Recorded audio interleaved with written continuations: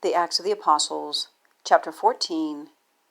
And it came to pass in Iconium that they went both together into the synagogue of the Jews, and so spake that a great multitude both of the Jews and also of the Greeks believed. But the unbelieving Jews stirred up the Gentiles, and made their minds evil affected against the brethren. Long time therefore abode they, speaking boldly in the Lord, which gave testimony unto the word of his grace, and granted signs and wonders to be done by their hands. But the multitude of the city was divided, and part held with the Jews, and part with the apostles. And when there was an assault made both of the Gentiles and also of the Jews with their rulers, to use them despitefully and to stone them, they were ware of it, and fled unto Lystra and Derbe, cities of Lycaonia, and unto the region that lieth round about. And there they preached the gospel. And there sat a certain man at Lystra, impotent in his feet, being a cripple from his mother's womb, who never had walked. The same heard Paul speak, who, steadfastly beholding him, and perceiving that he had faith to be healed, said with a loud voice, Stand upright on thy feet.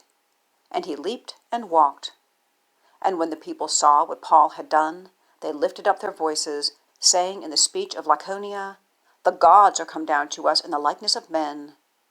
And they called Barnabas Jupiter, and Paul Mercurius, because he was the chief speaker. Then the priest of Jupiter, which was before their city, brought oxen and garlands unto the gates, and would have done sacrifice with the people, which, when the apostles Barnabas and Paul heard of, they rent their clothes, and ran in among the people, crying out and saying, Sirs, why do ye these things? We also are men of like passions with you, and preach unto you that ye should turn from these vanities unto the living God, which made heaven and earth and the sea, and all things that are therein, who in times past suffered all nations to walk in their own ways. Nevertheless, he left not himself without witness, in that he did good, and gave us rain from heaven and fruitful seasons, filling our hearts with food and gladness. And with these sayings scarce restrained they the people, that they had not done sacrifice unto them. And there came thither certain Jews from Antioch and Iconium, who persuaded the people, and, having stoned Paul, drew him out of the city, supposing he had been dead. Howbeit, as the disciples stood round about him, he rose up, and came into the city, and the next day he departed with Barnabas to Derbe. And when they had preached the gospel to that city, and had taught many, they returned again to Lystra and to Iconium and Antioch, confirming the souls of the disciples, and exhorting them to continue in the faith, and that we must, through much tribulation, enter into the kingdom of God. And when they had ordained them elders in every church, and had prayed with fasting, they commended them to the Lord, on whom they believed. And after they had passed through Pisidia, they came to Pamphylia.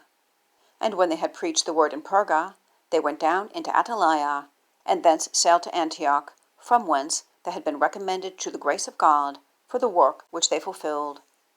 And when they were come, and had gathered the church together, they rehearsed all that God had done with them, and how he had opened the door of faith unto the Gentiles. And there they abode long time with the disciples.